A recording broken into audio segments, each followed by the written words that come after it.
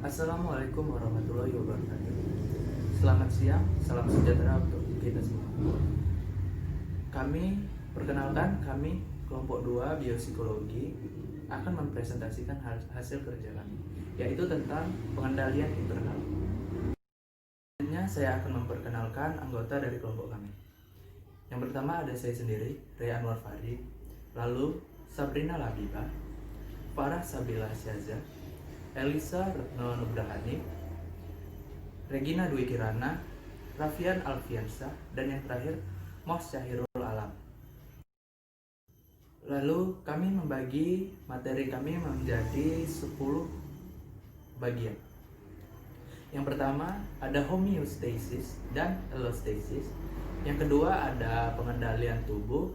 Yang ketiga ada fisiologis dan perilaku. Yang keempat ada pengendalian kandungan air. Yang kelima ada haus osmotik. Yang keenam ada haus hipovolemik dan lapar spesifik. Yang ketujuh ada pencernaan dan pemindahan makanan. Yang kedelapan pengendalian makanan jangka pendek dan jangka panjang. Yang kesembilan mekanisme otak. Dan yang kesepuluh gangguan mental. Masuk ke bagian materi yang pertama, yaitu homeostasis dan allostasis. Konsep homeostasis diperkenalkan oleh ahli fisiologis bernama Walter Buchanan pada tahun 1929. Konsep homeostasis ini merujuk pada pengaturan suhu dan proses biologis lainnya yang menjaga variabel tubuh dalam kisaran tetap. Konsep ini menyerupai termostat pada rumah dengan sistem pemanas dan pendingin. Pada saat suhu di dalam rumah turun, maka termostat ini akan memicu tungku untuk menaikkan suhu agar menghasilkan panas. Lalu saat suhu naik di atas maksimum, termostat ini akan menyalakan AC agar suhu di dalam ruangan itu tetap stabil. Demikian pula, proses homeostasis pada hewan memicu aktivitas fisiologis dan perilaku yang menjaga variabel tertentu dalam rentang waktu yang ditetapkan. Namun, konsep homeostasis tidak sepenuhnya memuaskan karena tubuh tidak mempertahankan ketetapan sepenuhnya atau keteguhan sepenuhnya. Memang benar, konsentrasi zat larut pada darah hampir konstan sepanjang waktu. Tapi suhu tubuh pada manusia itu berbeda dari suhu tertinggi pada sore hari dan suhu terendah pada malam hari. Pada hewan mempertahankan berat badannya dari hari ke hari dan menambahnya pada musim gugur. Dari hari ke hari itu adalah musim panas, dan pada musim gugur mereka menambah berat badannya. Penambahan berat badan ini baik untuk persiapan pada musim dingin karena mengantisipasi untuk saat kekurangan cadangan makanan dan mengantisipasi pada suhu yang rendah. Jadi lemak di dalam tubuh itu menghasilkan kehangatan untuk hewan itu sendiri. Kita bisa menjelaskan perubahan ini sebagai set point, tapi bahkan ini adalah perubahan pada set point. Jangan sepenuhnya mengaitkan dengan banyak pengamatan. Sebagai contoh, tanda akan bahaya memancing peningkatan detak jantung, tekanan darah, dan keringat secara tiba-tiba. Ini mempersiapkan tubuh untuk kegiatan yang berat. Perhatikan bahwa keringat muncul sebelum tubuh itu kepanasan, mempersiapkan untuk kebutuhan di waktu selanjutnya seperti mempertahankan suhu. Demikian pula saat udara mulai menghangat, para pejalan kaki meningkatkan rasa haus dan menurunkan produksi urin oleh ginjal, mengantisipasi kemungkinan keringat dan dehidrasi. Untuk menggambarkan perubahan dinamis ini, peneliti menggunakan istilah allostasis. Allostasis ini berasal dari bahasa Yunani yang berarti variabel dan berdiri, yang secara adaptif berarti di mana tubuh mengantisipasi kebutuhan tergantung pada situasinya, yang mana menghindari kesalahan daripada hanya memperbaikinya. Saya akan menjelaskan pengendalian suhu. Pengendalian suhu yaitu fakta bahwa suhu mempengaruhi perilaku dalam berbagai cara namun selalu kita sadari. Dibagi menjadi dua, yaitu mekanisme fisiologi dan mekanisme perilaku. Manusia memanfaatkan mekanisme perilaku sama halnya dengan hewan poikilotermik, bahwa jika keadaan memungkinkan mekanisme perilakulah yang menjadi andalan kita. Semakin kita mengendalikan pengendalian suhu kepada mekanisme fisiologis yang menghabiskan energi. Dari sini saya akan melanjutkan presentasi dari rekan saya. Di saat ke-8 ada penggabungan mekanisme fisiologis dan perilaku. Individu melakukan penggabungan mekanisme ini untuk mendapatkan juga memaksimalkan pendapatan suhu tubuh yang konstan. Karena ketika hanya melakukan satu mekanisme saja tidak dapat mencapai suhu tubuh yang konstan. Contoh, saat panas, kita akan memakai pakaian tipis. Begitu juga sebaliknya. Saat kita kedinginan, kita akan memakai pakaian yang hangat. Di sini masalah suhu tubuh ada 5, hipotermia, normal, demam, hipertermia, dan hiperpireksia. Hipotermia itu di mana suhu tubuh lebih rendah dari normal dan mekanisme fisiologis serta perilaku tidak bisa menormalkan keadaan tersebut. Hipotermia menyerang saraf secara perlahan yang pada akhirnya detak jantung, nafas, dan metabolisme tubuh melambat yang dapat menyebabkan kematian. Lalu ada normal, itu di mana suhu tubuh itu 36,5 derajat hingga 37,5 derajat Celcius. Lalu di sini ada demam. Demam itu adalah di mana saat suhu badan melebihi 37 derajat yang disebabkan oleh penyakit. Lalu ada hipotermia. Keadaan di mana suhu tubuh lebih dari 37,5 hingga 38,3 derajat Celcius dan mekanisme fisiologis serta mekanisme perilaku tidak sanggup menormalkan keadaan tersebut. Hipotermia dapat berlanjut dengan hiperpireksia yang nantinya akan menyebabkan heat stroke atau serangan panas yang dapat berujung pada kematian. Yang terakhir ada hiperpireksia, itu di mana suhu tubuh lebih dari 40 derajat hingga 41,5 derajat Celcius. Biasanya kasus hiperpireksia berhubungan dengan infeksi virus atau bakteri. Gejala awal yang akan muncul adalah rasa haus yang tinggi, pusing, dan mual. Lalu suhu semakin memburuk dapat meningkatkan gejala menjadi kulit pucat, lembab, dan susah untuk buang air kecil. Lalu dalam periodik berkepanjangan, suhu dapat lebih dari 41,5 derajat Celcius, maka gejala yang akan dialami adalah kejang, hilang kesadaran, dan pernapasan yang dangkal. Presentasi akan dilanjutkan oleh rekan saya. Terima kasih. Saya akan menjelaskan pengendalian kandungan air.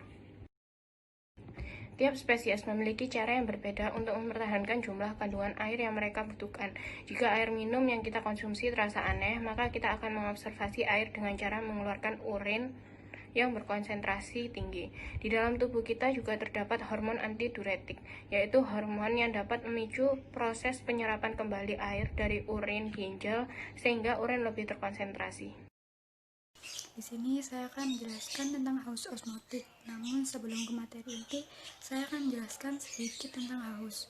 Sekitar 70% bagian tubuh dari manusia terdiri dari air. Untuk mempertahankan tekanan darah normal, manusia juga membutuhkan cairan yang cukup di dalam sistem peredaran darahnya. Seperti yang saya katakan tadi, bahwa sekitar 70% bagian tubuh dari manusia terdiri dari air, sehingga ada pernyataan yang mengatakan bahwa individu dapat bertahan lama dalam jangka waktu yang cukup panjang seperti berhari-hari atau beberapa waktu yang cukup panjang itu tanpa makan. Tetapi individu tidak dapat bertahan lama tanpa air, entah itu minum atau kegunaan air yang lainnya. Selanjutnya saya akan menjelaskan tentang haus osmotik. Haus osmotik adalah haus yang dipicu oleh neuron tertentu yang mendeteksi hilangnya air dari dalam diri manusia yang disebabkan karena makan makanan yang asin, di mana kandungan garam dapat menghasilkan tekanan osmotik yang cenderung membuat air berpindah dari konsentrasi rendah ke tinggi dengan melintasi membran semi permabel. Tekanan osmotik sendiri terjadi ketika molekul terlarut pada cairan di kedua sisi membran tidak sama besar. Dalam hal ini, otak juga mengambil peran untuk mendeteksi tekanan osmotik dan kandungan garam dalam darah.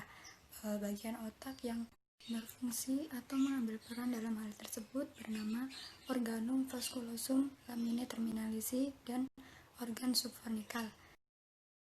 Selanjutnya, saya akan menjelaskan subbab 6, yaitu haus hipovolemik dan lapar spesifik.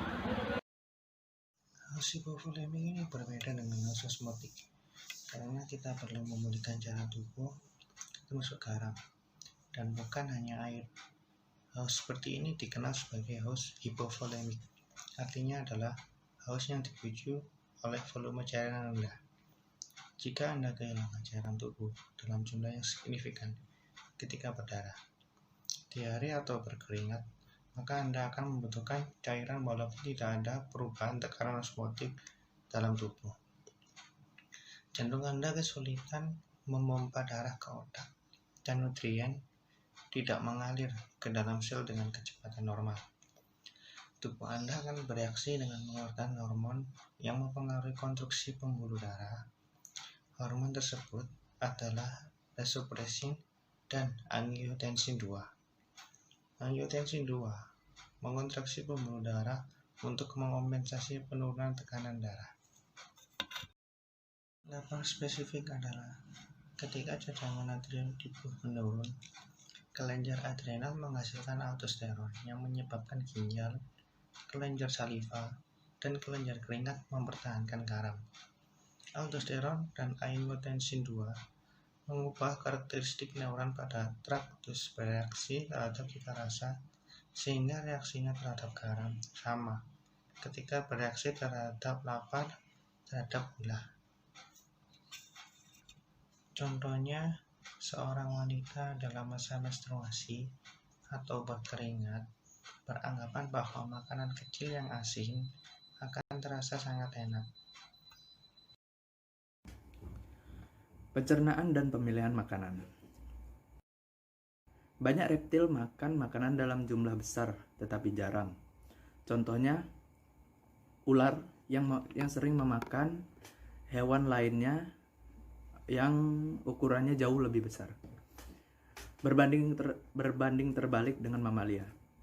Mamalia membutuhkan lebih banyak bahan bakar karena mereka membutuhkan lebih banyak energi, terutama untuk menjaga metabolisme basal atau metabolisme suhu tubuh. Kemudian, sistem pencernaan pada manusia diawali dari mulut yang mengunyah makanan, lalu karbohidrat dipecah oleh air liur, makanan yang tertelan mengalir ke kerongkongan, lalu ke perut. Lambung kemudian menjadi tempat penyimpanan sesaat, lalu melepaskan ke usus kecil. Kemudian, usus besar menyerap air mineral dan melumasi sisa makanan untuk dibuang sebagai tinja. Pengonsumsian produk susu. Banyak orang memiliki kadar laktase atau pencerna laktosa. Laktosa ini merupakan gula yang ada di dalam susu. Kadar laktase yang cukup untuk mengonsumsi susu dan produk susu lainnya sepanjang hidup. Namun, prevalensi gen yang diperlukan bervariasi. Hampir semua orang dewasa di Cina dan negara sekitarnya tidak dapat memetabolisme laktosa. Berbeda dengan gen-gen orang barat seperti Eropa dan Amerika. Orang yang tidak toleran laktosa dapat mengonsumsi sedikit susu, keju, dan yogurt. Lalu, pilihan makanan dan tingkah laku. Banyak orang percaya bahwa mengonsumsi gula dapat membuat anak menjadi hiperaktif. Cara terbaik untuk menguji klaim ini adalah dengan meminta anak memakan makanan ringan dengan gula pada hari tertentu. Dipilih secara acak sehingga baik mereka atau orang tua dan guru tidak tahu kapan anak tersebut memakan gula. Studi ini tidak menemukan pengaruh yang signifikan dari gula pada aktivitas anak, perilaku bermain, atau prestasi sekolah. Diduga, anggapan bahwa gula menyebabkan hiperaktif merupakan ilusi yang didasari oleh kecenderungan masyarakat mengabaikan pengamatan lain selain pengamatan sendiri atau perspektif sendiri. Contoh lainnya yaitu bahwa ikan merupakan makanan otak. Ini kemungkinan sebagian besar benar karena ikan, contohnya salmon, memiliki minyak yang bermanfaat untuk fungsi otak. Sebagian besar orang percaya memakan ikan bisa meningkatkan daya ingat dan kekuatan nalar manusia. Pengendalian makan jangka pendek dan panjang. Faktor oral. Dorongan mengunyah sangat besar, maka dari itu meskipun kebutuhan nutrisi dapat dipenuhi hanya dengan sebuah kapsul, manusia tetap merasa belum kenyang. Perut dan usus. Adanya rasa kembung yang menyebabkan rasa kenyang. Glukosa, insulin, dan glukagon. Ketiganya memiliki keterkaitan. Leptin. Sel lemak yang menghasilkan protein, jumlah leptin yang tinggi dapat memicu penyakit diabetes. Nukleus arkuat dan hipotalamus paraventrikular. Menerima sinyal dari rasa lapar dan kenyang. Selanjutnya akan dilanjutkan oleh rekan saya. Saya akan menjelaskan tentang mekanisme otak. Bagaimana cara otak memutuskan kapan kita harus makan dan seberapa banyak porsinya. Otak harus memutuskan apakah lapar memiliki nilai yang bermanfaat daripada kenyang. Selanjutnya, nukleus akurat pada hipotalamus yang memiliki rangkaian neuron yang sensitif terhadap lapar dan kenyang. Contohnya, sinyal jangka pendek yaitu rasa kembung, sinyal jangka panjang yaitu kadar lemak tubuh melepaskan leptin.